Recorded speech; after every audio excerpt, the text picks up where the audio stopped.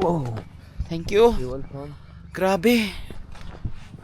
Anyway, this is taxi. I think there's a way for the taxi. Hi guys, good morning. Nandito tayo ngayon sa Nagarkot. Nandito tayo sa viewing deck ng sunrise. Ito yung pinaka-popular na spot for sunrise dito sa Nepal. Apparently, makikita mo daw ang Mount Everest pag hindi cloudy. Ayun guys, oh. Marami ng tourist na nakaabang. Hiningal ako guys kasi yung hagdan na naman. So yun guys, 10 minutes to 15 minutes from now, ano na, sunrise na. Nandito kami ni Surya. So, from Tamil, Kathmandu, mga 1 hour, almost 1 hour, right? Our travel? Yeah. 1 hour. So, akala namin maaga na kami, mas may maaga pa pala sa amin, no? So, nandito na to sa, in the rim of Kathmandu Valley, itong lugar na to. So, apparently parang, na ano siya, napagitnaan siya ng tatlong area. So ayun guys, hinintay na namin ang sunset. Sorry, sunrise. Medyo malamig dito guys, kaya naka thermal ako. Guys, we are still in Nagarkot and we just watched the sunrise. Ayun siya guys. Unfortunately, cloudy ngayon, so hindi namin makikita ang Mount Everest. So wala kang makikitang bundok guys. So ang makikita mo lang ang mga tourists, nandito pa rin sila. I'm still with Mr. Surya. Hello guys. And ang Mount Everest daw guys ay dito banda, right? Sorry? The Mount Everest this side. Yeah, this side. Yeah. So wala kang makikitang bundok kay because very cloudy siya today. Very hazy pala. Foggy. So ayun guys. So nakita lang namin ay sunrise lang siya. Sobrang ganda kasi pag alam mo yung pag-akyat ng ano, pag-akyat ng sun, dadaan kasi siya sa mga ganun-ganun ng bundok. So parang may mga triangle siya. Gumaganon siya. When it's sunrise, it's clear foggy. You can see this. This is a mountain. Let me see. In Pag- daytime, this is the morning sunrise. Pag sunrise pala, ganito ang magiging itsura niya. And daytime is this. In daytime. Pag sa araw, ganito ang makikita mo. But unfortunately, hindi natin siya mawi-witness kasi nga medyo cloudy pa ang Nepal. So but ganun pa man, okay na din kasi ang sunrise, bongga na siya.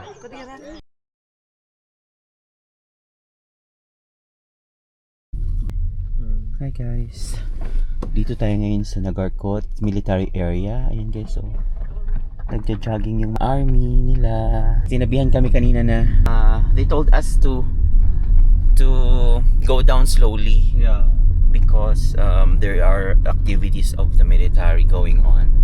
Nag-ano sila guys, exercise, nagja-jogging. Tapos may mga nakaposte-poste sa every 100 meter may naka-standby na soldier. Parang nagwa-warn sa mga motorist na mag-slow down kasi may mga nagja-jogging na mga Nepalese army. Para siyang sa Baguio guys.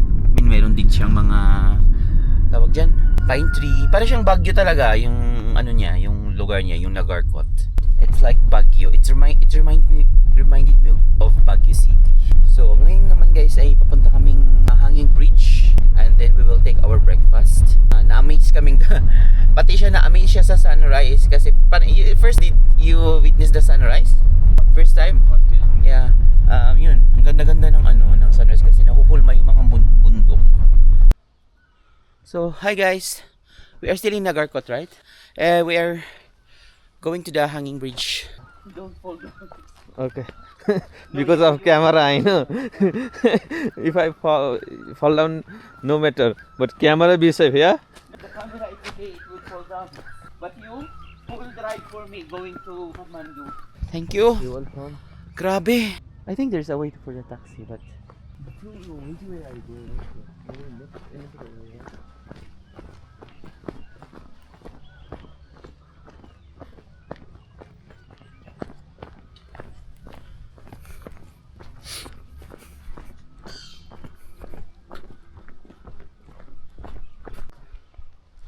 hi guys. Nakarating din kami dito sa anong area to? This is still in Nagarkot but in the forest area. There's a lot of pine trees. See? And then we are going for the Hanging Bridge. Grabe. Wow. That one is Hanging Bridge. Huh? Where's the Hanging Bridge? That one is. Ah, yun ang Hanging Bridge. No. Matarik siya. Ganda ng ano. Grabe, kahilo. Saturday. Mostly people coming here Saturday. Hi guys. Mostly people are coming on Saturdays daw, sabi ni Surya. Yeah. Then nandito na kami sa may hanging bridge. Ayan guys, oh. Yung hanging bridge. So, are we gonna walk now? Yeah. Or we'll take picture first? I'll take picture first. Hi guys, nandito na kami ngayon sa hanging bridge. Ayan guys, oh. This is the hanging bridge. What is the name of this hanging bridge? Rani Zula means king hanging bridge. King Hanging Bridge? Rani means king. Sorry, Rani means queen, and Zula means hanging. Queen. So, Queen hanging Bridge. bridge. Queen Hanging Bridge. Rani Zula. It's called. Wow! Uy, ginoo ko. Ginoo ko, Lord. Grabe, digit. This is my first time walking in this hanging bridge. Obviously. This is my first time walking in this kind of hanging bridge. This long and this high. Ang lamig guys, foggy pa siya. Tapos may naka-warning doon sa entrance na sabi doon, beware of animals, forest animals, yeah. So ayun guys, yun yung sunrise. Ay oo, may river. Don't move. Kita na dito ang mga wow. Hi guys, we are here in Nagarkot. This is the Queen's Hanging Bridge. Or in Nepal language, what is Nepal language? Rani Zula. Rani Jula. Yeah, it's called Queen Hanging Bridge. Maraming pine trees dito guys. And as you can see, it's a very long hanging bridge. And it's very high. Ayan guys, oh yung sunrise. Kita na yung valley doon. Tapos, pakita ko lang yung may river din sa baba. It's very long hanging bridge. And doon sa taas guys, meron silang pa-zipline. But close pa siya because it's still early in the morning. So yun guys, galing kami dun sa Nagarkot Sunrise Viewpoint. Maraming turista kanina kasi inaabangan nila yung sunrise kasi pag clear yung makikita mo ang Mount Everest. But unfortunately, medyo hazy today, so wala kaming nakitang Mount Everest. Only the sunrise, but it's still worth it because it's super magical pala talaga ang sunrise. So yun guys, medyo mahaba siya, may river siya sa baba at may warning doon pag enter mo dito na careful of the wild animals. Yun guys, oh. This is the Queen's Hanging Bridge of Nepal.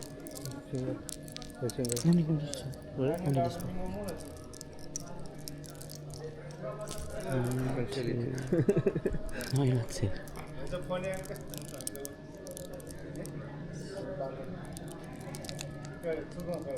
Good morning, pineapple. Hi guys. Already recording pala to. Hi guys. We are now in Kopan Monastery. Here in... Where is it in Kathmandu? Kopan. Hi guys. We are in Kopan Monastery now. Galing tayo nagpa-bless ay bumili ng Hi guys, we are now in Kopan Monastery. Nag-purchase ng bracelet tsaka yung itong mga amulets. Tapos nandito tayo guys sa kanilang nag-retreat yata sila. Ito yung malaking prayer wheel. Yan guys, iikutin nila yan. Tapos ito yung nila pinaka-temple sa Kopan Monastery. Thank you. Tignan natin yung kanilang... Pwede kayong umakyat dito. Welcome to Kopan Monastery. Stealing, lying, sexual conduct, intoxications, tobacco.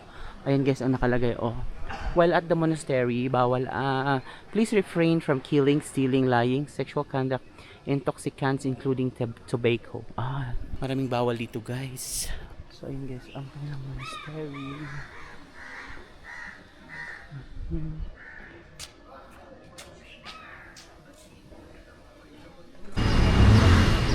Hi guys! Update vlog for today. So, today is day 5 na dito sa Nepal Adventure. And, kanina guys, I went to Nagarkot. Sunrise viewing. Tapos, I was hoping for the Mount Everest to clear out I was hoping for the mist or the clouds to clear out to see the Mount Everest. But, Unfortunately, hindi talaga siya nagpakita. So, okay lang. Ayun guys, so, maaga akong natulog kanina. So, hindi pa ako makain. Kakagising ko lang kasi pag after nung nag-workout namin, tsaka yung hanging bridge, natulog na ako. Pumunta pala kami dun sa sa isang temple. Bumili ako ng mga borloloy. And, nagulat ako paglabas ko guys kasi nung dumating ako nung 5 days ago, parang mas nadumoble yung tao, parang mas naging traffic. Hindi ko sure kung namamalikmata ba ako or what. Ayun guys, then ayun guys, maghanap lang tayo ng makakainan for today. And I will try to book for the Mount Everest helicopter tour ba yun or plane viewing tour tomorrow. I will try lang. Bye-bye guys. Hi guys, andito pa rin tayo sa Kathmandu and itatry natin yung kanilang chicken avocado wrap. Nandito ako sa chicken falafel dito sa Tamil and itatry natin yung chicken avocado wrap nila. Meron silang ino-offer dito na mga iba-ibang mga wrap. Merong Israeli mutton kebab wrap, chicken kebab wrap, falafel wrap, hummus mushroom wrap, falafel and chips. Ayun, tapos may mga soft drinks din sila dito and mineral water. So, ang gusto ko lang guys is yung chicken avocado wrap lang muna for today. And ito pala yung nila guys. Mga display and fresh po siyang niluluto. Very fresh. Ayun yung order ko guys. Yung chicken avocado wrap fiesta. Nilagyan na niya. Tawag niyan, onion. So, ayun guys. Hintayin lang natin siyang maluto at tikman natin kung anong lasa. Bye! Hi guys! Andito pa rin tayo sa Kathmandu and itatry natin yung kanilang chicken avocado wrap. Nandito ako sa chicken falafel dito sa Tamil and itatry natin yung chicken avocado wrap nila. Meron silang ino-offer dito na mga iba-ibang mga wrap. Merong Israeli mutton kebab wrap, chicken kebab wrap, falafel wrap, hummus mushroom wrap, falafel and chips. Ayun, tapos may mga soft drinks din sila dito and mineral water. So, ang gusto ko lang guys is yung chicken avocado wrap lang muna for today. And ito pala yung nila guys. Mga display and fresh po siyang niluluto. Very fresh. Ayun yung order ko guys. Yung chicken avocado wrap fiesta. Nilagyan na niya. Tawag niyan, onion. So, ayun guys. Hintayin lang natin siyang maluto at tikman natin kung anong lasa. Bye! Hi guys, ito na yung order natin. Shawarma. Chicken avocado wrap pala to. Chicken adobo tuloy. Ayan guys, malaki siya in fairness ha.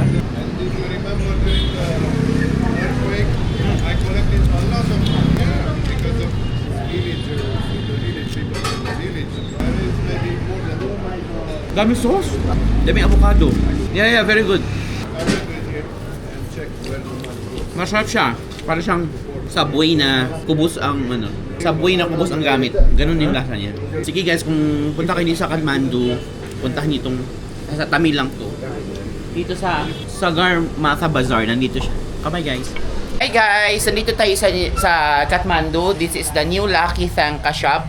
So, nagbumili tayo ng ganitong maliit lang siya. Tapos i-explain lang natin kung nito ano yung what is the purpose of this what you call this one? This one we call the Kala Chakra Mandala is for good luck. Okay.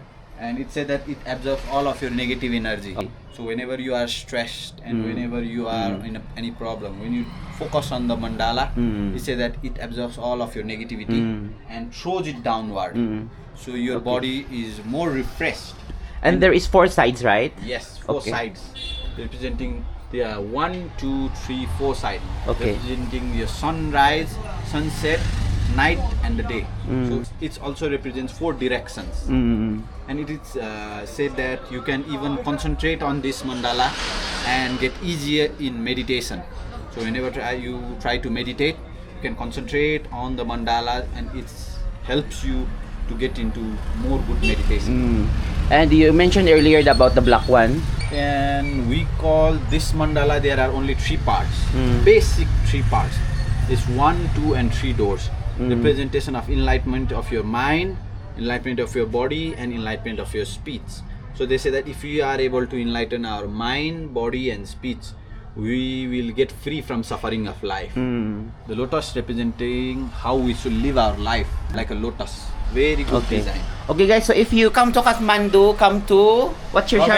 Robin, New Lucky Thanka. New Lucky Tangka. So I will just make a round for his shop.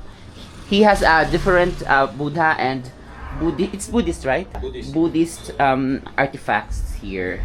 Thank you so much, Robin. Thank you, Robin. Hi guys, good evening. Nandito ako ngayon sa Himalayan Java Coffee. This is only one of the many here sa Tamil. Marami siyang branches. Umakit lang ako dito guys at gusto ko lang makita nyo yung coffee shop nila, Himalayan Java Coffee. Ayan guys, oh. Maganda yung vibes dito, parang bahay siya. Tapos may mga coffee dun sa ano. Meron din silang parang terrace kung gusto nyo ng medyo mahangin. Meron terrace dito. Open sila from 7 a.m. to 8:30 p.m. So anong oras na ba? 6 p.m. May ano pa, may time pa. So ayun guys. Mordi lang pala ako guys ng black coffee as usual. So ayun, Himalayan Java Coffee kung gusto niyo walang Starbucks dito. Wala akong nakitang Starbucks. Wala akong nakitang McDonald's. Hindi ko sure ha kung meron but feeling ko wala. Ayan guys. Oh. Pero may KFC. Meron sa mall. Ayun. Puros mga local foods ang available dito guys sa Nepal. So ayun guys. Iinom na ako ng black coffee ko. See you later. Bye. Bye.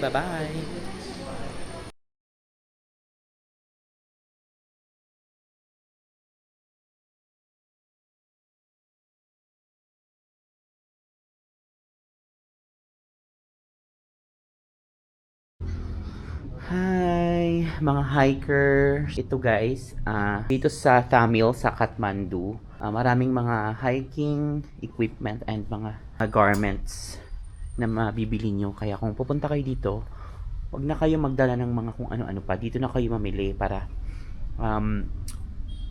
hindi na yung bagahin nyo mabigat. Dala na lang kayo ng konti, tapos punuin nyo na lang yung bag nyo pagbalik nyo sa kung saan man kayo manggaling. Sample not for sale. Ito sample. Ito yung pansukat niya. Ayun guys, yun to, paakyat sa Mount Everest. Ganitong pang astronaut na talaga ang nila guys, level. So, North Face pala yung pinaka main products nila dito guys. The North Face. Ito yung mga bag dito. Ito yung mga mga flashlights, guantes, gloves, ayan, mga pang hiking equipment, mga tent, mga hiking bags. Ayan guys, namaste. I was making for like YouTube vlog? Yeah, I have a blogger? little vlog in Facebook and Instagram. So I just want to show it to my friends. So if they come to Nepal, no need to bring, just buy here. Yeah. Yeah, right. So welcome to Nepal. Thank you. You can explore ourselves. Yeah. Ito yung history of the North Face history of Korea. Okay. And where are you from? I am from Philippines. Philippines. Yeah. Oh, nice. But some people said Korea. I never Philippines. Always Korea, Chinese. But sometimes also Nepali. I look like Nepali, right? Also, you look like Filipino. Ayan guys. Yeah. Always smile. Yeah, first time. Ito guys, ang kanilang mga... What you call this jacket? What do you call this? Down jacket. We use this in mountains. For the mountains. Not for the bigger mountains, but like for 6,000 meter. Okay. Bigger mountains. What about for the higher elevation? This one, for higher elevation. This one, if you wear this one, you can climb to Everest or no? Yeah, exactly. This one for the This is for Everest. Okay. You can climb So Everest. every how do you call this one? This is Jacket? called like Normal down jacket is there's every elevation is a different jacket you will use, right? Yes. This one for 6,000. That's for 6,000. This one for lower elevation. Yeah. Lower. Exactly. Normal use, huh? They're waterproof jackets. For waterproof. Okay. Something But this is also waterproof, right? This is just water resistant. Water resistant. Okay. Okay. So what about this one? That you use in the mountains. This one, but you have to combine these two. But you have to normally most of the combine. people they use this downstream Okay. because this is more easy and How do you pee if you want to go to the toilet? you have to. There's a two chain. But inside you need to wear something also. Yeah, just a normal like a thin one. A thin one because this is very hot, right? This is also a sleeping bag, right? Sleeping bag, right? Yeah. Wow. I hope someday I can make, hiking or mountain climbing. But my sister and my nephew, they started climbing in Philippines. Only lower elevation, but they are training now for That's nice. preparing. If in the future they come to Nepal, for sure they will try this one. I think you should also go to the mountains because Nepal I feel tired easily. I need to I need to train myself first before before I go hiking. So this one, what do you call this one? Hiking like accessories for we have like poles. trekking pole. Okay. Especially these things are for mountains. Yeah, for mountains. We have like mountaineering, trekking things. Have you ever trekked yourself? Did you Yeah, yeah. trek yourself? Yeah. Oh, okay. What is your name again? Sonam Sherpa. Sunam Sherpa. Sherpa. Okay. Hello, Sunam. Hi. Very informative. Thank you so much. So this is the bags here. This is the same there or different? Almost similar. Mm. So this is people use up to 7,500 meter. 7,500. Wow. The Everest is 8,000 meters, right? 8,840. 8,800. Wow. Wow, amazing. This is very nice color here. So your customers usually from which country? US, UK? So ayun guys, hi guys! Nandito pa rin tayo sa Tamil, sa Kathmandu. Ito may mga shop dito guys na may acrylic painting, right? My friend, hello. Acrylic? This one is acrylic. Acrylic This painting. is realistic painting. This one is Pokhara view. Yeah, this Pokhara? one is fishtail. This is the Mount Everest, right? No, this one is fishtail. Matchapusre. But this one, Mount Everest. Sure. Sure, Everest. This Okay. one. This fish Matchapusre has fishtail. Okay. So ito guys, may mga options kayo dito, mga acrylic painting. Pwede niyo siyang ipa-frame. May mga iba-ibang design guys kung gusto niyo magdala ng souvenir. Tapos, pabalutin nila, naka-rolyo siya i-rolyo siya. Ibabalot siya dito para hindi siya matupi-tupi. So, iba-ibang design dito guys. Ganito ang maging itsura niya pag naka-frame na siya. Tapos dito naman may mga iba. Ito malaki sobrang laki. Ng Mount Everest painting. Hello. Diba? Yan ito sunrise or sunset color. Ito ang ganda Parang totoo. Mountain range. So ayun guys. Acrylic painting of Everest. Hi guys, we are here in Mandala shop, right? Yeah, this is the Tanka. Yeah, can you stand up, sir? This is So, the Tanka. So, yeah, special. for this Tanka. is this one. Yes. Can you explain to us what is this? This is the Bhaira. Okay. Wheel of Wheel of life. life. Yes. Meaning Meaning of the wheel of life is the well of life. Wow. This is the mantra. The same I bought, Yeah, right? this is a mantra mandala, so this is Tibetan letter. This is we call Om Mani Padme. This is always like same mantra, like repeated. This is the same that I bought. Yeah, this Yeah. is the same one. So this is the wheel of life. Yeah, this is the wheel of life. This circle of life. This is like samsara. Okay. This painting you can see like every monastery, every temple. Like And this is one here. samsara. What about this one? I saw this is evil eye, right? Yeah, this is like a lotus mandala. This is Lotus flower. this is just for meditation purpose mandala. Okay. Then Mount Everest. This is green tara. This is like traditional mandala. Traditional one. This is it. So invite them to your shop. Yeah. What is the name of your shop? Fine Tanka Art School. Okay. Hi guys! Nandito tayo ngayon sa Tamil House Restaurant. Very interesting yung restaurant nila guys kasi ang offering nila ay mga traditional Nepali cuisine. So ayun guys, ito yung interior ng kanilang restaurant. Meron silang ditong mga masks na naka-display. Tapos dito guys is merong open area na may mga lights. Tapos dito naman sa loob naman guys ay pang family area. And then dito meron sila ditong bar counter. Tapos dun sa taas guys meron din. Tapos dito naman sa loob, pwedeng kumain. Dito sa labas, dito ako nakaupo guys. O sa labas kasi hindi siya masyadong mainit dito. So dito naman guys ay meron pang space. Mostly ang mga family ay doon sila sa taas nakaupo. So guys, happy birthday. Tapos dito yata sa kabila, I think sa kanila pa ba to?